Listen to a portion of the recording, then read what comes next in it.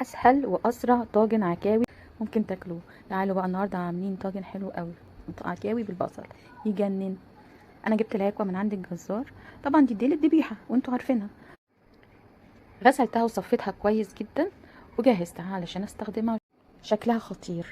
معايا بقى المكونات اللي هستخدمها: بصلايه كده مقطعاها او بصلتين صغيرين، طماطميه كبيره، جزر، والفلفل الرومي الصغير بتاعنا البلدي، ملح وفلفل، ورق لورا وحبهان.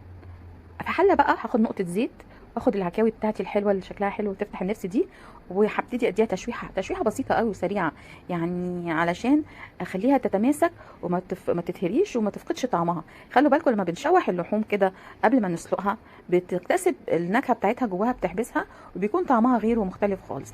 انا هشوحها تشويحه صغيره كده، وعشان ايه اجهزها ان انا اسلقها. وطبعا يعني العكاوي لازم تتسلق الاول، لان هي بتبقى فيها حته ايه، يعني غير اللحمه، ممكن اللحمه تسلقيها على طول، لكن العكاوي بالذات ما تسلقهاش على طول.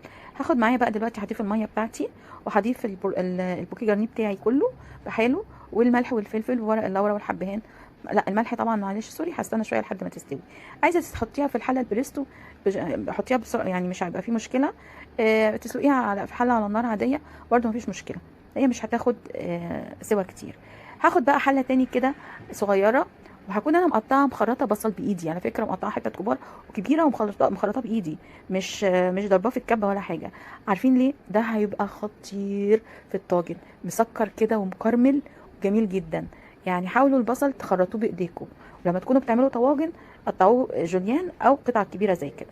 حمرتها وشوحتها البصلايه الحلوه بتاعتنا، ومعانا طماطميتين مش كتير، علشان اللي بيحب يسبك يسبك، بس انا بحب الاكل خفيف ويكون طعمه حلو جدا.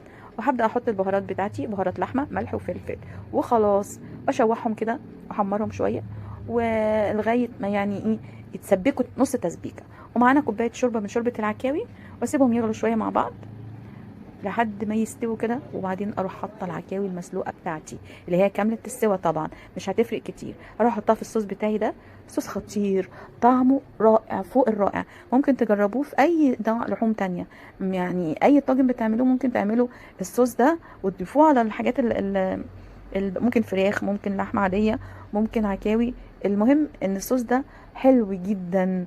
بعد ما يغلي بقى شويه كده، وياخد له تسبيكتين تلاتة كده على النار، حوالي يعني ربع ساعة، نص ساعة، انتي براحتك حسب التسبيكة اللي انتي بتحبيها. بصوا انا دلوقتي هقلبها، وبعدين هشوف الصوص بتاعي ابتدى يدخل في السوا وابتدى يتسبك. هروح بقى نقلة كل ده في طاجن حلو كده من الطواجن الجميلة بتاعتنا. يا سلام يا سلام يا جماعة، مش عارفة اوصف لكم ولا اقول لكم طعمها حلو قد ايه، ولا عارفة اقول لكم يعني جاذبية فظيعة. واللحمة دايبة دوب، دايبة دوب، زبدة زبدة يا جماعة، خطيرة. جربوها في العيد، وكل سنة وانتم طيبين يا رب، وعيد سعيد عليكم. الطاجن الحلو الجميل بقى هنقطع شرايح طماطم على الوش، وفلفل الوان، وحتة قرن شطة كده للي بيحب يعني، وندخل الفرن. الله على الجمال، شايفين؟ بصوا، مش عايزة اقول لكم بقى الصوص خطير جدا.